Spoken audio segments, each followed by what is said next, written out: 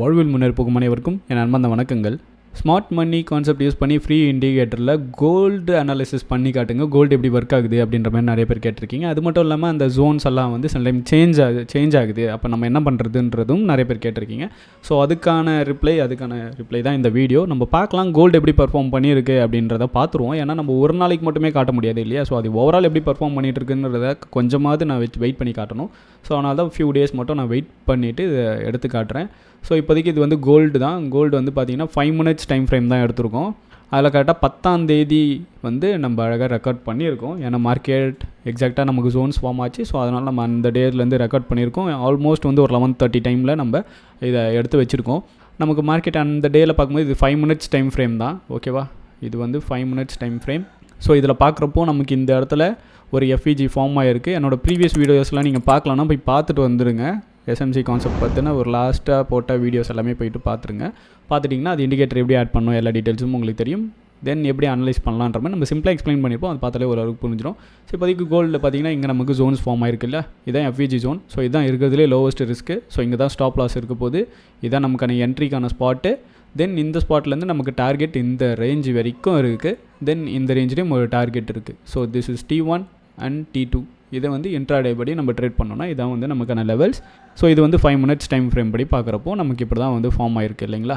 So இப்போ நம்ம இதே 15 minutes பார்ப்போம் நமக்கு ஜோன்ஸ் எப்படி ஃபார்ம் ஆயிருக்குன்னு. 5 minutes இங்கே ஒரு ஜோன் இருக்குது. நம்ம பை டவுன் வேலை வந்ததுன்னா இங்கேருந்து நம்ம திரும்பவும் வந்து கால் ஆப்ஷன் சைடில் எக்ஸ்பெக்ட் பண்ணலாம். ஏன்னா மார்க்கெட் ஒரு ஸ்ட்ராங்காக இருக்குது. தென் செல்லிங் வந்து நம்ம இந்த இடத்துல போய்ட்டு ப்ராஃபிட் புக்கிங் பண்ணலாம். மார்க்கெட்டோட ட்ரெண்ட் எப்படி போகுது என்ன ஆகுதுன்றதை வெயிட் பண்ணி பார்க்கலாம். இது பார்த்திங்கன்னா நமக்கு 15 minutes time frame. So 15 minutes பார்க்குறப்போ நமக்கு மார்க்கெட் என்ன இருக்குன்னு பாருங்கள். எக்ஸாக்டாக இந்த ஜோன்லேருந்து மார்க்கெட் வந்து இங்கே போயிட்டுருக்கு. ஸோ நமக்கு டார்கெட்டை வந்து இந்த ஸ்பாட்டில் வரைக்கும் இருக்குது. மேக்ஸிமம் டார்கெட் 3370க்கு மேலே நமக்கு இருக்குது. ஸோ இந்த டார்கெட் ஜோன் வரைக்கும் நம்ம எக்ஸ்பெக்ட் பண்ணலாம். 15 minutes அந்த ரேஞ்ச் வரைக்கும் போகலாம். தென் ப்ராஃபிட் புக்கிங்லாம் பார்த்திங்கன்னா இங்கே நடக்கலாம் இந்த ரேஞ்சஸில். இங்கேருந்து டவுன் வந்து திரும்ப மேலே போகலாம், திரும்ப டவுன் வந்துட்டு மறுபடியும் மேலே போகலாம். ஓகேவா. ஸோ இது இப்படி தான் இருக்குது. நம்ம நெக்ஸ்ட்டு 1 hourல என்ன பேட்டர்ன் காட்டுது அப்படின்றத பார்த்துருவோம். ஸோ 1 hourல நம்ம பார்க்குறோம். அதே டேட் அதே டைம். இதெல்லாம் 5 minutes 15 minutes அண்ட் 1 hour. இது வந்து 1 hour டைம் ஃப்ரேம். இந்த 1 hour டைம் ஃப்ரேமில் பார்க்கும்போது மார்க்கெட் நமக்கு இங்கே இருக்குது. ஸோ இந்த ஸ்பாட்லேருந்து நம்ம டார்கெட் எக்ஸ்பெக்ட் பண்ணுறதா இருந்தால் 3400 வரைக்கும் நம்ம எக்ஸ்பெக்ட் பண்ணலாம். ஏன்னா ஸ்ட்ராங் ஹையாக இருக்குது. இந்த ரேஞ்சுக்கு வரும்போது இதை பிரேக் பண்ணால் நமக்கு இதோட பேட்டர்னே வந்து சேஞ்ச் ஆகலாம். ஸோ நம்ம ப்ராஃபிட் புக்கிங் வந்து இந்த ஸ்பாட்லேயும் நடக்கலாம். ஸோ நம்ம வெயிட் பண்ணி பார்க்கணும் மார்க்கெட் எப்படி பர்ஃபார்ம் பண்ணியிருக்கு இந்த டேஸ்லேருந்து போகும்போது பார்க்கலாம். ஸோ 5 minutes பார்க்குறீங்க. இது 5 minutes டைம் ஃப்ரேம் தான். ஒன்ஸ் அகெயின் கோல்டோடைய 5 minutes டைம் ஃப்ரேம். ஸோ இதில் பார்க்குறப்போ நமக்கு இங்கே என்ட்ரி கிடச்சிருக்குங்களா. இதான் நமக்கு என்ன என்ட்ரி ஸ்பாட். ஸோ இந்த ஸ்பாட்லேருந்து நமக்கு ரிஸ்க் இங்கே தான் இருக்க போது. டார்கெட் எங்கே சொல்லியிருந்தோன்னா இந்த ரேஞ்சு சொல்லியிருந்தோம். ஸோ ப்ரீவியஸ்லி இங்கே தான் இருந்தது ரேஞ்சு. 5 minutes படி பார்த்தா நமக்கு இங்கே வரைக்கும் டார்கெட் அழகாக வந்திருக்கு. போன மார்க்கெட்டும் பார்த்திங்கன்னா அப்படியே ஒரேடியாக போயிடல. நமக்கு எங்கெல்லாம் வந்து ப்ராஃபிட் புக்கிங் நடக்கணுமோ அங்கெல்லாம் ப்ராஃபிட் புக்கிங் நடந்திருக்கு. இந்த ரேஞ்ச் வந்ததுக்கப்புறம் இங்கேருந்து மறுபடியும் கரெக்ஷன், திரும்ப மேலே மறுபடியும் டவுன் வந்த மார்க்கெட். எக்ஸாக்டாக நீங்கள் இங்கே பார்க்கலாம். ஒன்ஸ் அகெயின் நமக்கு இந்த ஜோனுக்கு வந்திருக்கு மார்க்கெட்டு. வந்துட்டு தான் திரும்பவும் பார்த்திங்கன்னா மேலே போக ஆரம்பிச்சிருக்கு. இதுலேயும் நிறைய ஜோன்ஸ் வந்து ஃபார்ம் ஆகிருக்கு. ஸோ இங்கே ஜோன் ஃபார்ம் ஆகிருக்கு. தென் இங்கே ஒரு ஜோன் ஃபார்ம் ஆகிருக்கு. சின்ன கன்சல்டேஷன் வர மாதிரினா இங்கே ஃபார்ம் ஆகும், திரும்ப டவுன். அந்த மாதிரி தான் வந்து நமக்கு போகணும். மார்க்கெட் எப்படி ஏறுதோ அதே மாதிரி தான் வந்து திரும்ப இறங்கும். ஸோ அந்த மாதிரி தான் வந்து நம்ம ஜோன்ஸை பார்த்து அதுக்கேற்ற மாதிரி ட்ரேட் பண்ணணும். ஸோ இப்போ இந்த ஜோன் வந்தாலும் நம்ம ஃபோக்கஸ் பண்ணணும். தென் இந்த ரேஞ்ச் வந்தாலும் நம்ம ஃபோக்கஸ் பண்ணி ஆகணும் கால் சேலில் போகிறதுக்கு. ஸோ நிஃப்டியோட 5 minutes பார்த்தாச்சு. இப்போ 1 hourல எப்படி பர்ஃபார்ம் பண்ணியிருக்கு அப்படின்றத பார்த்துடலாம். இது வந்து கரெக்டாக நம்ம 11th அன்னைக்கு ரெக்கார்ட் பண்ணது. ஓகேவா. ஸோ 1 hourல பார்த்துட்ருக்கீங்க. 1 hourலையும் நமக்கு கரெக்டாக நம்ம இதை ரெக்கார்ட் பண்ணோம் இல்லையா ஸ்டார்டிங்கில். அப்போயே நமக்கு FVG1 ஃபார்ம் ஆகிடுச்சு. அந்த 1 hour கேண்டில் முடிஞ்சதுக்கப்புறம் அதனால தான் வந்து இங்கே ரீடெஸ்ட்டும் நமக்கு பண்ணியிருக்கு. பண்ண மார்க்கெட் ஒன்ஸ் அகெயின் நமக்கு ப்ரீவியஸ் ஒரு ஹை வரைக்கும் போயிருக்கு. தென் ஒரு வேளை டவுன் வந்தாலும் இந்த ரேஞ்சுக்கு வந்துட்டு நமக்கு மார்க்கெட் ஒன்ஸ் அகெயின் என்ன பண்ணால் நல்ல ஒரு ஹை போகலாம். நமக்கு டார்கெட் ஸ்டில் இந்த ரேஞ்ச் வரைக்கும் இருக்குது. இப்போ கரண்ட்லி மார்க்கெட் எப்படி பர்ஃபார்ம் பண்ணியிருக்கு, இந்த ரேஞ்சஸை எப்படியெல்லாம் ரெஸ்பெக்ட் பண்ணியிருக்கு அப்படின்றத பார்ப்போம். அதே மாதிரி இந்த ஜோன்ஸ் எல்லாம் வந்து சேஞ்ச் ஆகிறதும் ஏன் அப்படின்றத நான் உங்களுக்கு எக்ஸ்பிளைன் பண்ணுறேன். ஸோ இப்போ கோல்டோடைய 5 minutes டைம் ஃப்ரேம் இப்போ கரண்ட் மார்க்கெட்டில் பார்த்துட்ருக்கீங்க. இது வந்து 12ஆம் தேதி. இந்த ஸ்பாட்டில் பாருங்கள். எக்ஸாக்ட்லி நமக்கு இந்த ஜோன்லாம் காட்டிகிட்டு இருந்தது இல்லையா. ஸோ இந்த ஜோனுக்குள்ளே மார்க்கெட் வந்துட்டு 1 second பாருங்கள், பூம், மார்க்கெட் திரும்பவும் மேலே போயிருக்கு. திரும்பவும் இங்கே ஒரு ஜோன் ஃபார்ம் ஆகிருக்கு. ஸோ இந்த ஜோன் ஒரு வேளை பிரேக் ஆகுது அப்படின்ற மாதிரி வந்தாலோ இல்லை அடுத்தடுத்த ஜோனுக்கு மார்க்கெட் வந்து வேறு மாதிரி பேட்டர்ன்ஸ் சேஞ்ச் ஆனாலோ ஜோன்ஸ் வந்து சேஞ்ச் ஆகும். ஏன்னா இன்றைக்கி சப்போர்ட்டாக இருக்கிறது நாளைக்கு அது பிரேக் ஆகி ரெசிஸ்டன்ஸாக மாறலாம்.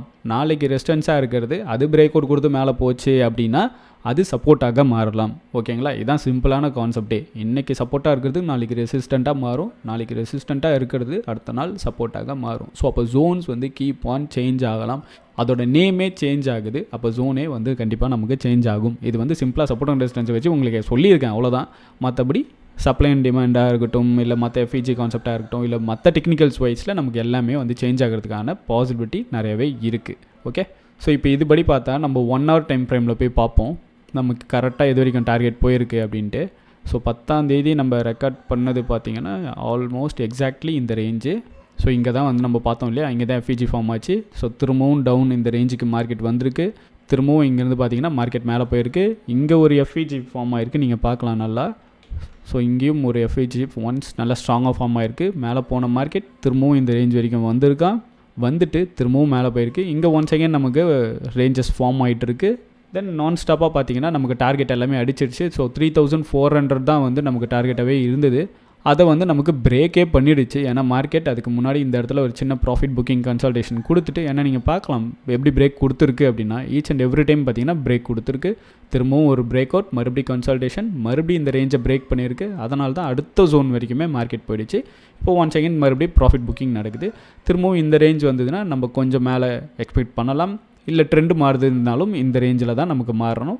அப்போ இந்த ரேஞ்செல்லாம் வந்து நீங்கள் கன்சிடர் பண்ணலாம். ஸோ இந்த ரேஞ்செல்லாம் வந்து 1 second ட்ரேட்ஸ் எடுக்கிற மாதிரி நீங்கள் அழகாக கன்சிடர் பண்ணலாம். அப்போ ஜோன்ஸ் உங்களுக்கு எப்படியெல்லாம் வந்து சப்ளை ஜோன்ஸ் இங்கெல்லாம் ஃபார்ம் ஆகும் ரெட் கலரில், அப்போ அதுக்கேற்ற மாதிரி நம்ம பிளான் செட்டப்பை போட்டுட்டு அழகாக எடுத்துகிட்டு போகலாம். ஸோ ஜோன்ஸ் சேஞ்ச் ஆகிறதுக்கு இதெல்லாம் தான் காரணம். ஒருவேளை மார்க்கெட் இப்போ நமக்கு டவுன் ட்ரெண்டாக இருந்தது அப்படின்னா, இங்கேருந்து டவுன் வரும்போது மார்க்கெட் நமக்கு டவுன் ட்ரெண்டில் இருந்திருக்கா. ஸோ 1 second இந்த ரேஞ்சு போகும்போது என்ன ஆயிருக்கும், இதோடைய ஸ்ட்ரென்த் இங்கேருந்து ஏறுமுகம் எந்த மாதிரி ஏறிக்குன்றதை பார்த்துட்டு, ஸோ இங்கே இருக்கிற லெவல்ஸ் வந்து சேஞ்ச் ஆகிடும். ஓகேவா? ஏன்னா மார்க்கெட் வந்து புல் சைடில் போகுது. அப்போ அது புல் சைடில் இருக்கக்கூடிய லெவல்ஸை தான் வந்து ஸ்ட்ராங்காக காட்டும். அடுத்த டார்கெட் லெவலையும் அது காட்டிகிட்டு இருக்கும். ஸோ அப்போ அந்த டார்கெட் லெவலுக்கு போகும்போது மார்க்கெட் எப்படி பிஹேவ் பண்ணுதுன்றதை பார்க்கும். ஸோ அதுக்கப்புறம் அந்த லெவலும் நமக்கு சேஞ்ச் ஆகிறதுக்கான வாய்ப்பு இருக்குது. நீங்கள் என்ன பண்ணணும், இப்போ ஜோன் காட்டுறதெல்லாம் இதில் மேஜரான ஜோன் எதுவோ அதெல்லாம் வந்து நீங்கள் ஒரு மார்க் பண்ணி வச்சுக்கலாம். உங்களோட ரெஃபரன்ஸ் பர்பஸ்க்காக. இப்போ இங்கே ஜோன் காட்டுது அப்படின்னா இந்த ஜோனை நீங்கள் என்ன பண்ணலான்னா மார்க் பண்ணி வச்சுக்கோங்க. இதுனா நீங்கள் கலர்ஸ் எல்லாம் போட்டு வச்சுக்கிட்டீங்க அப்படின்னா அந்தந்த ஜோன்ஸ் வரும்போது யூ கேன் பி கேர்ஃபுல். அந்த இடத்துல ப்ராஃபிட் புக்கிங் நடக்குதா, இல்லை அங்கேருந்து ரிவர்சல் வர்றதுக்கான வாய்ப்பு இருக்கா அப்படின்றத நீங்கள் பார்த்துட்டு டிசைட் பண்ணலாம். அட்லீஸ்ட் வந்து ஒரு டீசெண்டான ப்ராஃபிட்ஸை கேப்சர் பண்ண முடியும். நீங்கள் பெரிய ரேலியை தான் கேப்சர் பண்ணணும் அப்படின்னு இல்லை, சின்ன சின்ன ப்ராஃபிட்ஸே வந்து உங்களால் கேப்சர் பண்ண முடியும். ஸோ ட்ரெண்டுக்கு ஏற்ற மாதிரி உங்களுக்கு டெக்னிக்கல் அனாலிசிஸ் தெரியுது அப்படின்னா நீங்கள் பெரிய லெவலுக்கு ஹோல்டு பண்ணி எடுத்துகிட்டு போகலாம். இல்லைனா வந்து அங்கங்கே இருக்கிற ப்ராஃபிட்ஸை உங்களோட ரிசெட்டப்க்கு ஏற்ற மாதிரி 1:2 1:4 வரைக்கும் ஆன் ஆவரேஜாக வந்து கேப்சர் பண்ணுங்கள். கோல்டாக இருக்கட்டும், இல்லை மற்ற எந்த ஒரு ஸ்கிரிப்டாக இருக்கட்டும், மினிமம் 1:2 1:4 வரைக்கும் நீங்கள் கேப்சர் பண்ணுறதுக்கு ட்ரை பண்ணிங்க அப்படின்னா லாஸஸ் கன்சிக்யூட்டிவாக வரும்போது கூட 50% அக்யூரசி இருந்தாலே you can be in profits or at least வந்து ஒரு பிரேக் ஈவனில் க்ளோஸ் பண்ணலாம். இல்லைனா ஒரு பெரிய லாஸஸை தவிர்க்க முடியும், கேபிட்டல் உங்களுக்கு ட்ரா டவுன் ஆகாமல் காப்பாற்ற முடியும். ஸோ இது இப்போதைக்கு கோல்டு அனாலிசிஸ் தான். அதை நம்ம எப்படி பண்ணணும் அப்படின்னு தான் சொல்லியிருக்கோம். ஸோ இண்டிகேட்டர் செக்ஷனில் போயிட்டு Lux Algo smart money concepts by Lux Algo அப்படின்னு டைப் பண்ணிங்கன்னா இண்டிகேட்டர் செக்ஷனில் உங்களுக்கு இந்த ஆல்கோ வரும், இந்த இண்டிகேட்டர் வரும். நீங்கள் கிளிக் பண்ணி உங்களோட சார்ட்டில் ஆட் பண்ணிக்கலாம். ஸோ ஃப்ரீ ஆஃப் காஸ்ட் தான், இப்போதைக்கு ஃப்ரீ ஆஃப் காஸ்ட். சில பேர் வந்து சொல்கிறாங்க இது காசு ப்ரீமியம் கேட்பாங்க அப்படின்னு சொல்கிறாங்க. தெரில, நானும் ரொம்ப நாளாக யூஸ் பண்ணிட்டு தான் இருக்கேன், இது வரைக்கும் என்கிட்ட எதுவும் கேட்கல. ஸோ இதை வந்து நம்ம இன்றைக்கி நேற்று ஆட் பண்ணல, இது ரொம்ப காலத்துக்கு முன்னாடியே கூட இதெல்லாம் ஆட் பண்ணியிருக்கேன். எனக்கு அதுக்கப்புறம் கூட ப்ரீமியம் எதுவும் சார்ஜ் பண்ணலை. பட் சில பேர் சொல்லியிருக்காங்க இது வந்து சார்ஜ் பண்ணுவாங்க, காசு கேட்குறாங்க 30 டேஸ்க்கு அப்புறம் அப்படின்னு சொல்லியிருக்காங்க. மேபி அது சார்ஜஸ் அப்போ கேட்குறாங்க அப்படின்னா அது அப்புறம் பார்த்துக்கலாம். அட்லீஸ்ட் இருக்கிற வரைக்கும் யூஸ் பண்ணிக்கோங்க.